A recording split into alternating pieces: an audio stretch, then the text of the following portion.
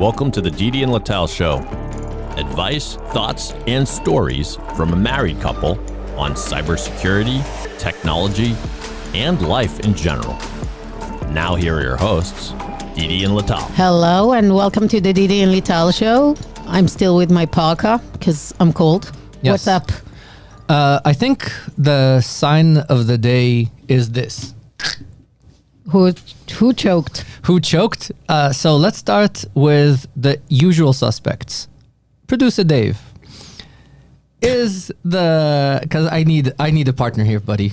Unfortunately, I'm here for you. The Leafs? Well, I already killed your list. No, you just started with one. So let's start with the obvious one, the Celtics. Mm-hmm. I'm putting that loss as big as 2007. This is as big as 2007.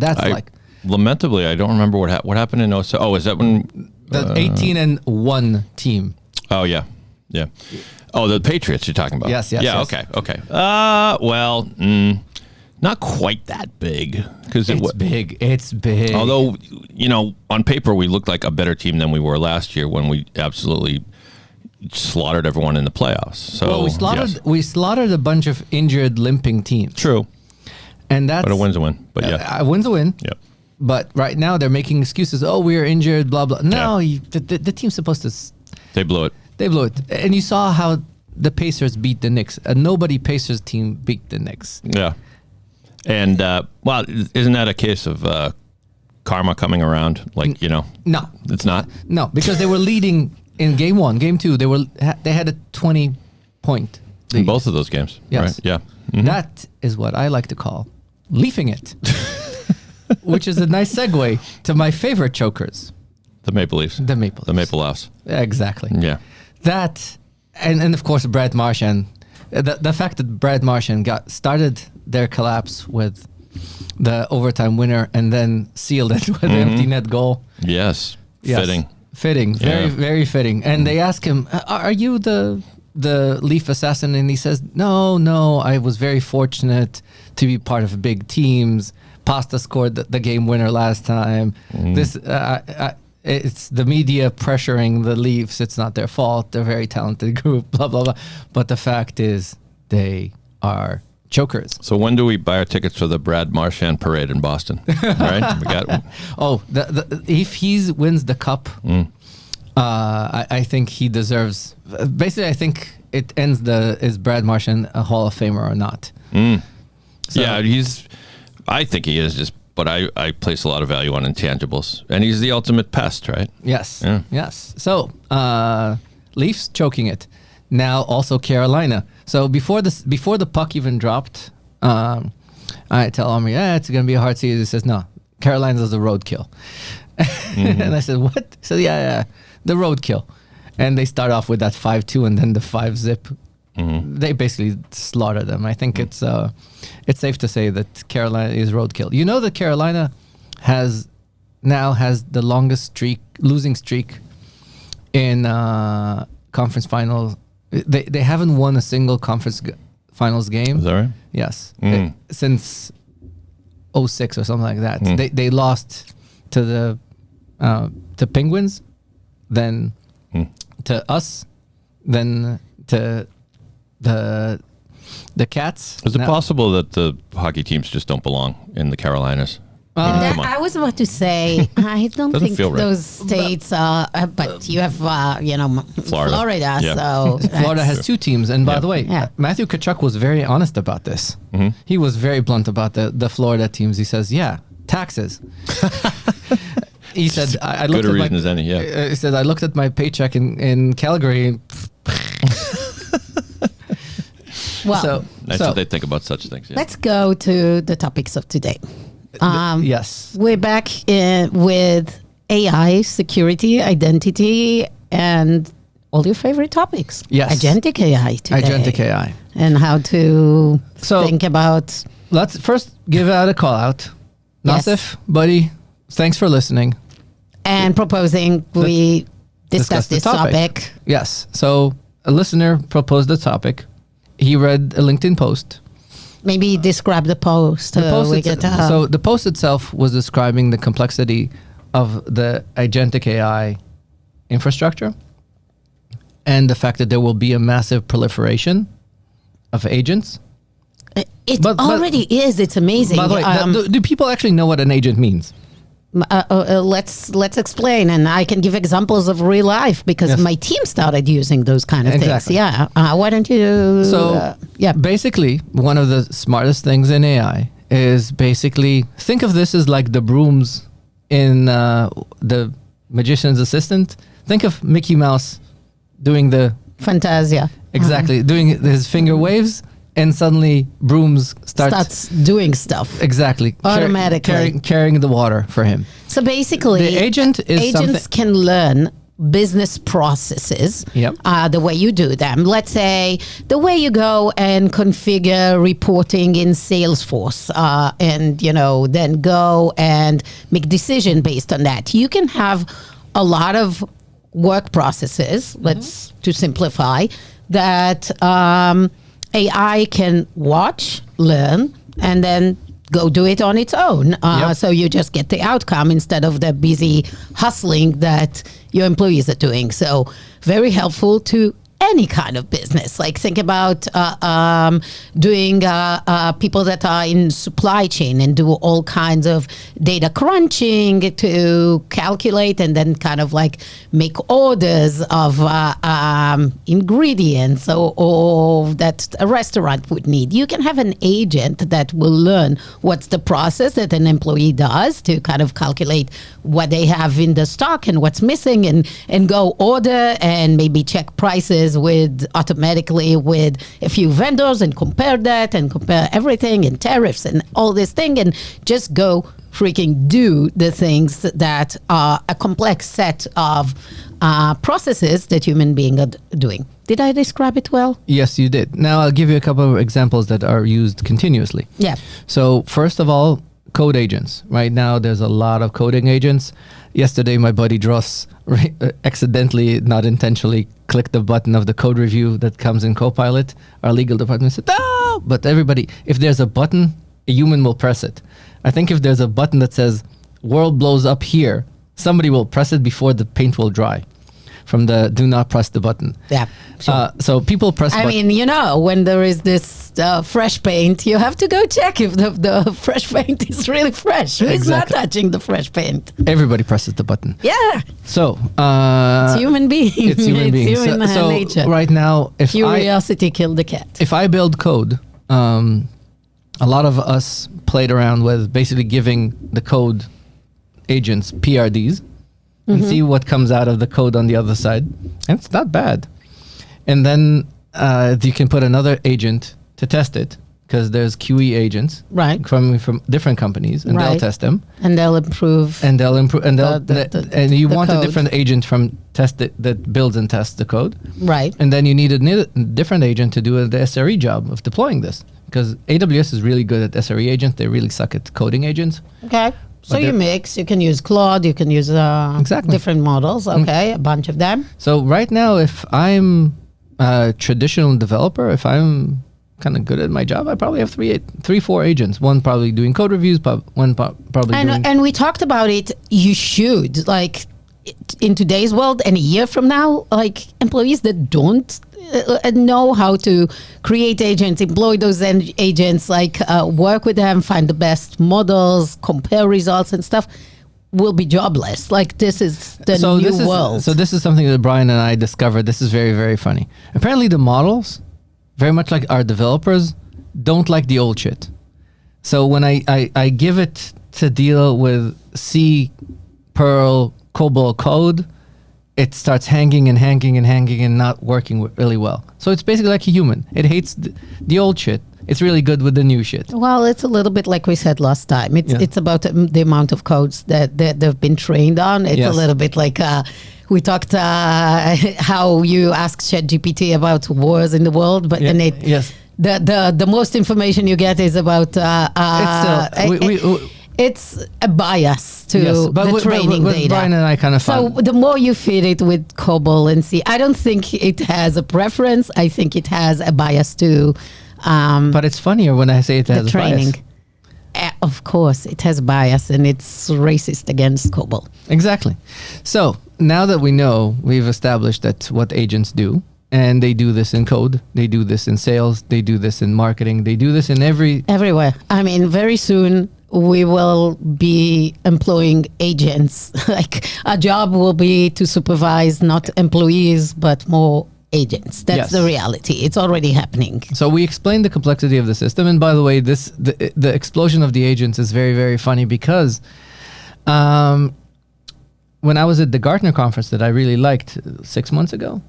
The marketing one, yeah. Yes. We talked about it. We talked about it. Their prediction was 2 to 3 agents per person in the next 2 to 3 years. Okay. It's already here. Yeah. I think with AI, you cannot even predict timeline because the models improve so much that you're like, how can you not use it? It's amazing. Yes. Really amazing. The thing, and especially you get so much productivity once you connect all those systems together. Yep. Yes. Wow. Again, Mickey Mouse and the brooms. And the problem is Mickey Mouse stop it. to stop the brooms. Well, it's, our job is going to be to supervise the models so they don't hallucinate, find out the hallucination and basically control those agents and stop them when needed. It is a very inspiring world. We will be overwatching bots. Yes. Now, back to back to the paper and back to the question. The LinkedIn post was talking about the fact that there's several issues with agents because a lot of their permissions are either newly created service accounts and because some of them are what is called derived accounts, which means that Lital has an agent and there's an agent that's derived from Lital's permissions. So basically you fork off your own user to basically or put in your credentials. So I'm giving my co-pilot credentials to the agents and the agents can have access to everything that I have access to. Yes. So if I have full admin access to Salesforce, my agent will have a full admin. Correct. Okay. So now that we understand the complexities of the system, there could be service accounts that are not derived from a human. There can be those that are derived from a human. And they need to do the basic things that humans need to do. First, I need to authenticate to each other. Mm-hmm. And I can't MFA because the agent is not something they know, so we go back to the token space. And I'll talk about the challenges with the token space very soon. So first we need to deal with agent-to-agent authentication and agent-to-system authentication and all the things that relate to agents and how they authenticate. After they authenticate, you need to deal with what is their lifecycle management. When are they created? When are they deleted? Very much like the same thing as joiner, mover, leaver. But an agent can be created and deleted. There's no HR involved. No HR involved in hiring them. Nobody needs to get a rec or a budget. So they come in and they come out very, very, very fast. Yeah. So you need tighter lifecycle management, and then you need to deal with permission management. And the author of the LinkedIn post was talking about the specific companies. He was talking about the fact that you need a directory, and he was mentioning our friends from Front End and Stitch and Dscope about the fact that they created really cool services, and we should probably bring in Aviad or Reed into this and have a conversation a little bit of. And by the way, if you're an AI company, buy one of them.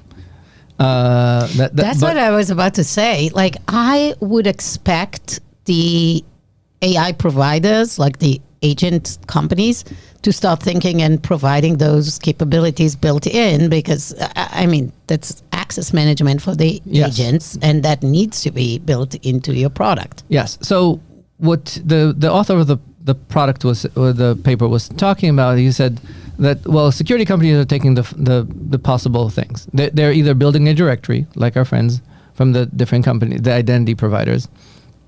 Okta and Microsoft, of course, are trying to do the same, but they're a lot slower than the SIAM company that's a startup and fast. The other one is all the proxy companies. They're trying to reinvent themselves as AI security. They're basically saying, we are a proxy. We'll process everything. Everything needs to go through a proxy. I hate proxies, but I work for a networking company that builds proxies, so proxies are awesome as long as the Cisco stock goes up. But jokes aside, I think proxies are limited because everybody finds ways, like every dam, water always finds ways around the dam. Mm-hmm. And Lasso and those companies are not built to deal with a lot of this aspect. The only company that's thinking about this in a nice little way is Silverfort, and they're really fast at thinking identity because they're thinking in a combination of proxy because they have a proxy, and they're thinking also because they did kind of give us a run for our money on the ITDR space. So they have something, but so this is kind of where the market stands. And some of the stuff comes from the fundamental problems of identity security. And I'll start with my traditional soapbox, the identity token, the access token, and their problem. Right now, there's the three traditional problems that I always talk about. One is that every agent needs to have an owner. All non-human identities and all non-human identity securities that are dealing with things, they're trying to invent themselves rather than go back to the boring shit. You need to put strong processes, IGA processes of joiner, mover, leaver, and do what I like to call IDP done right. Make sure that when the agents are created, they have an owner. So it has to be a human being. It has to be a human being, and the human being needs to approve the scope. It's not a bot that owns the bot. It always has to have somebody that approves the scopes and the time of the scopes, and have a continuous process to make sure that you show the user, look, this agent has these scopes. They're using this amount of data.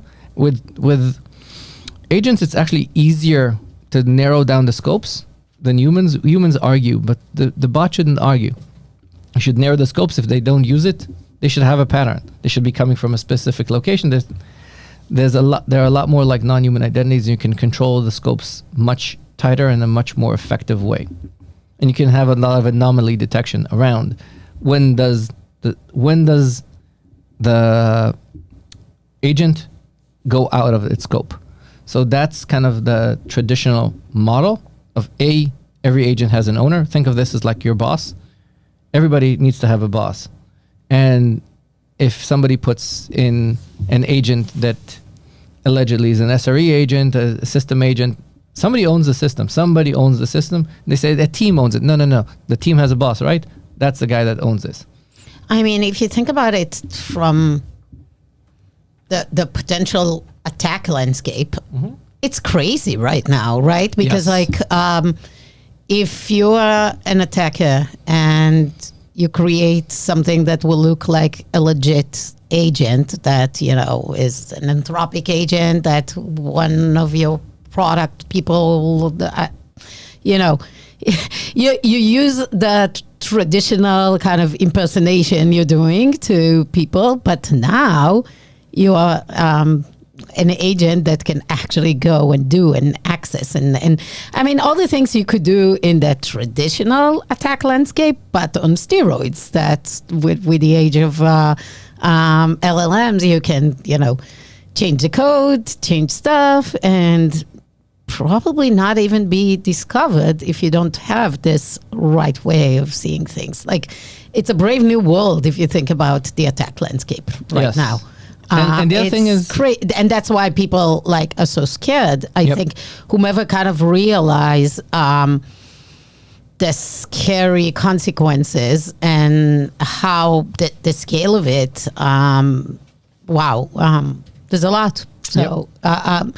So even if, how you think about it, even if you have a human being attached to it, to the non-human agentic identities, what about the human being impersonated? Somebody's kind of doing a traditional. So even before attacks. that, I think there's another aspect that we need to think about: the vulnerability of the model itself. Okay. Because you're saying that right now it's not even that a human is always attached to a non-human identity. Exactly. And even when we think of impersonation, now you can go back, when you talk about humans, as long as you go down the path of strong credentials, and also you need to finish the problems with the standards. I think you and I were talking about this in the car on the drive in. Everybody's thinking about OAuth and OAuth 2, and they're thinking of, but right now, most APIs and agents authenticate as service accounts and APIs, they present what is called an access token. An access token is like, it's not your ID. Like when people explain getting access through a third party, they always explain hey, when you go to a bar and you want to drink, you present your ID, and the ID basically is an identification that you're of the right age. An access token is actually more funny because it's like the wristbands that you have in Club Med. Remember when we get to Club Med, you, me, and the kids. Adults get a different color, so exactly. Adults can drink and kids cannot. Can't. So what happens, the access token is like your wristband in Club Med, and you go to the bar and you show this, and it means that you can buy a drink, and if you're of legal age. Because the fact that you have the wristband means that you can access the Club Med services, and the fact that it's the right color means that you can gain access. And that's a very quick way of simplifying access. Right. Because the hotel already verified your age, when you signed passport, blah, blah, blah, blah, blah. When you bought the service. This is when we did security, we did access tokens. Access tokens just means that wristband. Because but now when we start thinking longer term of agents don't need to have an ID token. They don't need an access token. What they need is an ID token. An ID token is like your credential. Your real ID. It's your real ID. Why is that? Because it tells the system that you're Lital and you have these permissions. The agent should be saying, I'm going to take it from Handmaid's Tale. Like the women have no name. They're of Fred or of somebody. They're derived from that person. Very much the agents are basically... the derivation of Didi. Exactly. They're a derivation of Didi. So they're like of Didi. So they need to present that they are of Didi. So not just showing that they're the right age and okay. Not only that they have access. So right now they're only showing that they have the right access, but there's no way to validate who they are. We need something in those agents to say that we know who they are, okay, and who is their owner. So we can actually go back and at some point, if the agent does something weird, I can MFA you. I can ping you through your Duo app and say, did you actually plan to do this? And here's the scopes. Ooh, shit. Maybe I should think about it. But that means that I need a directory that supports the structure. And I need to have something that bears the credentials that are of this model. It's basically like you and your kids. If they go and do something wrong, you will be called. Exactly. So it's like you unleash those tools and stuff, but you supposed to have the identity. That's your suggestion. Correct. For dealing with that. Correct. That you are the adult in the room. Yes. And you need to have you need something like a meta directory, because nobody's going to rip out Okta. Nobody's going to rip out Microsoft. So you want to have a meta directory of human and the non-human identities and align them to each other. Exactly. Well, you need a product that sits on top of that to have an opinion, to say the schema needs to look like this, and this is the stuff that it needs to contain, and this is the tokens it needs to present. It sounds, as soon as I start talking about this, you can see people going like, because nobody wants to talk about the standards. Nobody wants to talk about enforcement. Nobody wants to talk about the details of the schema, and that the schema needs to be opinionated. The schemas always in all the standards have a bazillion shoulds, but they never have a must. I think we need basically a standard of a whole bunch of musts. And you think that should become the must? Yes. Humans are attached to agents. Agents are attached to humans. Yes. Okay. Are there any cases that's not the case? Not that I can think of. Organizations that are completely run by bots? Well, you mean like something like, what's the name again of the computer in Skynet? Skynet. Yeah, I mean. Yes. So no, we shouldn't allow for Skynet. Okay. Or whatever was in iRobot. And so this is kind of where my mind's at. So you're saying always keep the human in the loop. Yes. You will not have something completely built by AI. You need a breaker.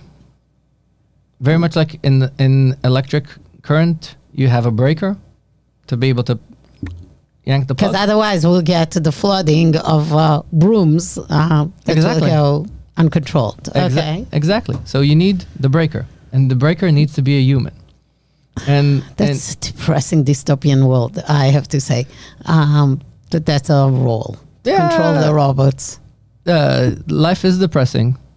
And I have a really... But also beautiful because the agents are doing great shit. Exactly. I view myself as Mickey Mouse doing this rather than... It's a much orchestrating. More... Exactly. Okay, what else? I think that's about it. Unless you have an opinion or a question or something. No, I think I like it. I mean, that's your opinion to put out there. I think is important when people think about it. What do you think is like the technologies that need to be built? You're talking about the schema. Do you think, it's going to be created or it's just something organizations will create on their own? I don't think you need a technology. So right now... It's more mindset and kind of like an agreement and enforcement. Yes. And also kind of asking stuff from your existing... Is it a data governance people will do it? Like who's going to lead this? I think it's the identity governance tools. Okay. And I think this is derived out of the IGA project. If Zilla would still be a free agent, I'd probably call Deepak and ask him, can they push this? Now that they got bought by CyberArk, I suspect that they will not be as fast. Maybe Alex, my buddy Alex from Conductor One, can push this because I would expect him to be fast and nimble and creative. Mm-hmm. So that's kind of where my mind's at. Either a Conductor One or maybe a CII. Cisco Identity Intelligence. We're building a whole bunch of cool stuff around this. Cool. Well, yes. A lot of innovation will be coming to support this for sure. Yes. And by the way, part of this stuff is we learned a lot of how to manage this the right way when we were building AI into the product. Yeah, I think you need to start working on it and learn and watch other people doing it in different parts of your business. You need to learn how people do it wrong to understand how to build it right. Yeah, I think you only understand the magnitude and the potential risk and shit show that can happen when you actually start seeing how people use it, what they access. It's pretty amazing. It's super robust. Yes. And now I want to finish on the dumber uncle aspect of this because Lital on the way here was explaining to me, "Oh, now you're an AI lover," and I said, "No, I still think." Like a year ago, you were just saying, "Who cares about LLMs?" No. I didn't say I don't. I said it's the dumber uncle, and I still think it's the dumber uncle. And so Lital was telling me, "Hey, but you let AI write everything for you," and I said, "Yes. Look, who do you think will write a better resume for me? Omri's English teacher or me?" I'm not sure. Of course you will write a better resume. Look, I've read how she writes the emails to us. It's like unbelievable. I'd never think of language structure this way. But I can write her like my chicken scribble, halfway witted thoughts, and she'll create a much better, well-written, well-structured document that contains the bullshit that I wrote, but she won't be able to fix the data. The data will still be bullshit. So my point is that it's still something that's built to do a specific task. There's no magic. When I ask most of the models to do any of the complexity of the calculations of stuff that I'm thinking about, they break. Like they have no ability to do. I need to be very, very, very descriptive of how to build something. Once you know how to prompt it though, and you're descriptive, it's magic. But you need it's magic. But it's very much, as I said, it's like. But that's the thing like with the English teacher. But that is the whole idea of this agentic world, that they understand what human being created, and ingenuity and the flow of our thinking, and like No, how we what they know and is- then they go and No, what just they- create it, what and they- are way more effective than us. No, what they know is Didi created this. Didi smart. Now when somebody else is asking for this, I'll give them what Didi built. Is the model ranking smartness? They Yeah. give ranks to shit that you built versus shit that somebody else has more built? likely they're doing very much like Backrub from Microsoft, Backrub from Google, that basically says everybody says this good. So it's no magic. You just need to understand how it works. Well, I think this is a topic that we should bring a lot of other people to talk about, Yes. because the world is just exploding with opportunities here. And we want to learn, and we want to bring your voice. So Yes. if you are working on AI security, identity, and any of those, and if you're dealing with agents and have those questions, talk to us. Cool. We'd love to have you on the show. Awesome. Excellent. Well, until next time, we're here weekly. The Didi Lital Show is a podcast on any of the platforms you're getting. You can share it with your friends. We want to get more people listening and enjoying the show, or hating the show, that they can tell us about that as well.